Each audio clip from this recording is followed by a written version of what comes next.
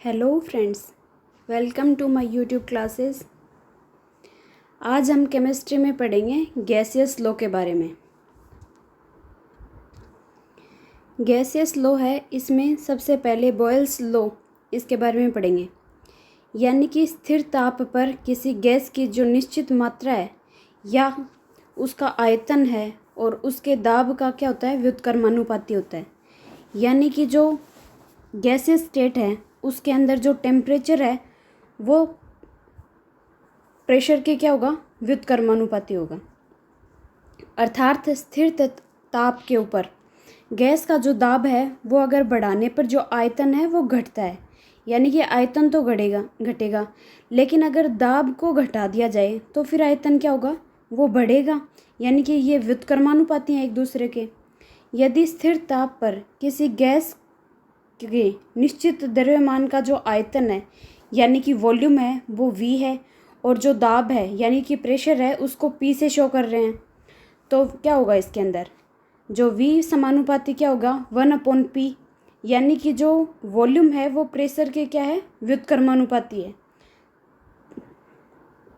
या फिर इसको कैसे डिनोट करेंगे, V = K/P। यहाँ पे K है वो क्या है, एक नियतांक है, यानी कि कांस्टेंट हो गया ये। यानी कि इसको क्या लिखेंगे, PV = K।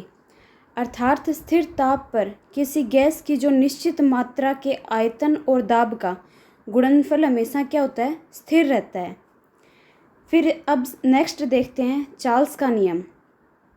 चार्ल्स लॉ में क्या बताया गया है कि स्थिर दाब पर किसी गैस की जो निश्चित मात्रा है उसका आयतन उसके परम ताप का अनुक्रमानुपाती होता है। यानी कि यह स्थिर दाब पर किसी गैस की जो निश्चित द्रव्यमान का जो आयतन है वो परम ताप T हो, तो यानी कि V समानुपाती T। यानी कि जो वॉल्यूम है यानी कि जो आयतन है वो टेम्परेचर के क्या है, समानुपाती बता दिया। या फिर V/T = क्या होगा, स्थिरांक यानी कि कांस्टेंट बता दिया।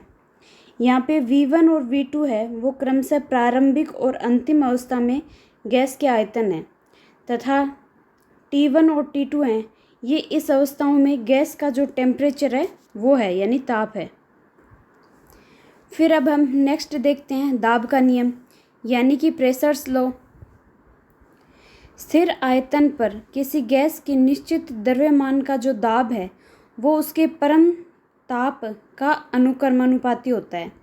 अर्थात स्थिर जो आयतन है उस पर यदि किसी गैस का जो ताप है वो बढ़ाया जाए तो दाब क्या है, बढ़ता है। यानी कि टेम्परेचर भी बढ़ा और प्रेशर भी बढ़ता है। यदि ताप घटाएंगे तो क्या होगा, दाब क्या है वो भी घटता है। यानी कि प्रेशर और दाब वो क्या हैं, समानुपाती हो गए। यानी कि एक बढ़ा तो दूसरा भी बढ़ेगा। यह स्थिति आयतन पर किसी गैस की जो निश्चित द्रव्यमान का दाब है वो P और T हो, तो यानी कि निश्चित आयतन क्या बताया है इसमें, निश्चित बताया है, और उसके ऊपर बताया है कि P समानुपाती क्या होता है, T होता है, और नियतांक बराबर क्या होगा, P/T। फिर देखते हैं कि गैस का अवस्था समीकरण, यानी कि equations of state for gaseous. यानी किसी पदार्थ की एक स्थिर परिमाण के दाब, ताप और आयतन के संबंध बताने वाले समीकरण को उस पदार्थ का अवस्था समीकरण यानी कि इक्वेशन ऑफ स्टेट कहते हैं। यानी कि इस इक्वेशन ऑफ स्टेट में किन किन के बारे में जिक्र किया है, यानी कि प्रेशर भी होगा, टेम्परेचर भी होगा और वॉल्यूम, इन तीनों के बारे में डिस्कस करेंगे। जैसे कि किसी गैस के 1 मोल के लिए बॉयल के नियम के अनुसार तो क्या बताया था कि P समानुपाती क्या होता है, 1/V, जबकि T क्या है यहाँ पे, स्थिरांक था। जबकि चार्ल्स का नियम है उसमें क्या बताया कि प्रेशर समानुपाती T है, लेकिन V क्या था इसमें, वो स्थिरांक था। फिर बॉयल तथा चार्ल्स के नियमों के संयुक्त करने पर, यानी कि इन दोनों को साथ में लेंगे तो क्या होगा, यानी कि P समानुपाती T/V। यानी कि प्रेशर है वो टेम्परेचर के तो समानुपाती है और वॉल्यूम के क्या है, प्रेशर व्युत्क्रमानुपाती है। जबकि यहाँ पे जो T और V है वो दोनों स्थिरांक हैं। यहाँ पे P = RT/V, जहाँ R एक स्थिरांक है, जिसे गैस स्थिरांक कहते हैं, और यह एक सर्वव्यापी स्थिरांक है, यानी कि यूनिवर्सल कांस्टेंट है। अब हम देखते हैं कि परम ताप पैमाना यानी कि एब्सोल्यूट टेम्परेचर के स्केल के बारे में देखते हैं। यानी ताप मापने का वह पैमाना जिसमें -270 डिग्री सेल्सियस को शून्य माना जाता है, परम ताप पैमाना कहलाता है। यहाँ पे क्या होगा परम ताप पैमाने पे, यानी कि जो 270 डिग्री सेल्सियस यानी को क्या मान लेंगे हम, शून्य मानेंगे, यानी कि 0। -273 डिग्री सेल्सियस को परम शून्य ताप यानी कि एब्सोल्यूट जीरो टेम्परेचर कहते हैं। तो अगर आपसे एग्ज़ाम में क्वेश्चन पूछ लिया जाए कि एब्सोल्यूट जीरो टेम्परेचर है तो उसके ऊपर केल्विन में कितना मान होगा, तो वो होगा -273 डिग्री सेल्सियस। फिर चार्ल्स के नियम के अनुसार परम शून्य ताप गैस का जो आयतन है वो शून्य हो जाना चाहिए, किंतु व्यवहारगत ऐसी बात नहीं होती, क्योंकि इस ताप पर पहुंचने से पहले ही गैस द्रव या ठोस में परिणत हो जाता है। यानी कि परम ताप है जो T, इसको TK या फिर T केल्विन लिखा जाता है। अतः 0 डिग्री सेल्सियस बराबर क्या होगा, 273 केल्विन होगा। और अगर 5 डिग्री सेल्सियस बराबर देखें तो क्या होगा, 273 में 5 ऐड कर देंगे तो बन जाएगा 278 केल्विन। और अगर 100 डिग्री सेल्सियस में पूछा कि इसको केल्विन में चेंज करो तो 273 में क्या करेंगे, 100 है वो प्लस कर देंगे तो ये बन जाएगा 373 केल्विन। फिर है सेंटीग्रेड ताप को परम ताप या केल्विन में बदलने के लिए उसमें 273 जोड़ दिया जाता है, और परम ताप को सेंटीग्रेड ताप में बदलने के लिए उसमें 273 घटा दिया जाता है। यानी कि केल्विन में तो क्या होगा, 273 जोड़ा है, और इसी को अगर सेंटीग्रेड में कर रहे हैं तो क्या कर रहे हैं, 273 इसमें घटा देते हैं। अर्थात T डिग्री सेल्सियस अगर देखें तो क्या होगा, T + 273 केल्विन, और T के अगर केल्विन में देखें तो फिर क्या होगा, टेम्परेचर से 273 माइनस कर देंगे और ये डिग्री सेल्सियस में बन जाएगा। सामान्य ताप और दाब यानी कि normal temperature and pressure 0 degree Celsius या 273 केल्विन की सामान्य ताप कहते हैं। यानी कि या तो 0 डिग्री सेल्सियस या 273 केल्विन अगर होगा तो उसको नॉर्मल टेम्परेचर कहते हैं। जब बैरोमीटर में पारा यानी कि Hg की ऊंचाई है वो 760 मिलीमीटर रहती है, तब उस वायुमंडलीय दाब को सामान्य दाब,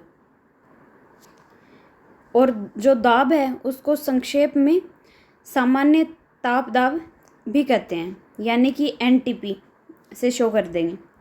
फिर गैसों का विशरण देखें, यानी कि डिफ्यूजन ऑफ गैसेस। घनत्वों में अंतर रखते हुए भी गैसों के जो पृथ्वी के गुरुत्वाकर्षण बल के विरुद्ध भी परस्पर घुल मिल जाने की जो स्वाभाविक प्रक्रिया है उसको गैसों का विशरण कहते हैं। यानी कि गुरुत्वाकर्षण बल के विरुद्ध ये क्या होंगे, आपस में घुल मिल जाते हैं। फिर विशरण वेग यानी कि रेट ऑफ डिफ्यूजन। इकाई समय के किसी गैस का जितना आयतन किसी सच्छिद्र पात्र से होकर विसरित हो जाता है उसे गैस का क्या कहेंगे, विसरण का वेग कहते हैं। फिर जो ग्राहम का गैसीय विसरण नियम है यानी ग्राहम्स लॉ ऑफ डिफ्यूज़न, इसमें बताया गया है कि 1883 ईस्वी में ग्राहम ने गैसों के विसरण की गति के संबंध में एक नियम प्रतिपादित किया, जिसे क्या कहा था कि ग्राहम का गैसीय विसरण का नियम कहते हैं। और इस नियम के अनुसार जो निश्चित ताप यानी कि फिक्स टेम्परेचर है और दाब पर विभिन्न गैसों के विसरण की आपेक्षिक वेग उनके घनत्व के वर्गमूल के विपरीत अनुपात में होता है। अब गैसों के विसरण के अगर उपयोग के बारे में देखें, यानी इनके क्या क्या यूजेज हैं, तो देखो इसमें फर्स्ट बताया है कि एंसल के मार्स गैस निर्देशक में, या फिर सेकंड गैसों के विसरण को अलग अलग करने में भी, या फिर थर्ड है गैसों के वाष्प घनत्व के निर्धारण में, या फिर फोर्थ बताया है कि समस्थानिकों को अलग अलग करने में। तो गैसों के विसरण का यूज इन चीज़ों में हो जाएगा। फिर है आंशिक दाब संबंधित डाल्टन का नियम, यानी कि Dalton's law of partial pressure, यानी कि इस नियम के अनुसार एक निश्चित आयतन वाले गैसीय मिश्रण का कुल दाब अवयवी गैसों के आंशिक दाबों के योगफल के क्या होता है, बराबर होता है। यदि 3 गैसें यानी कि ए, बी और सी के रूप में, आंशिक दाब क्या होगा इनके साथ में, यानी कि प्रेशर जोड़ देंगे, यानी कि पी ए, पी बी तथा पी सी के रूप में डिनोट कर देंगे। तो डाल्टन के जो आंशिक दाब के नियम के अनुसार यदि इन तीनों गैसों को एक NV लीटर में फ्लास्क में एक साथ भर दिया जाए तो कुल दाब क्या होगा, P होगा PA + PB + PC, यानी कि प्रेशर के साथ में ABC ये तीनों क्या हो रहे हैं कि ये आपस में ऐड हो रहे हैं। फिर देखते हैं कि अवोगाद्रो की परिकल्पना, अवोगाद्रो हाइपोथेसिस, यानी कि सामान्य ताप और दाब पर सभी गैसों के जो समान आयतनों में अणुओं की जो संख्या होती है वो समान होती है। यदि समान ताप और दाब गैस का जो आयतन है वो V व गैस के जो मोलों की संख्या है वो N हो तो V समानुपाती N हो जाएगा।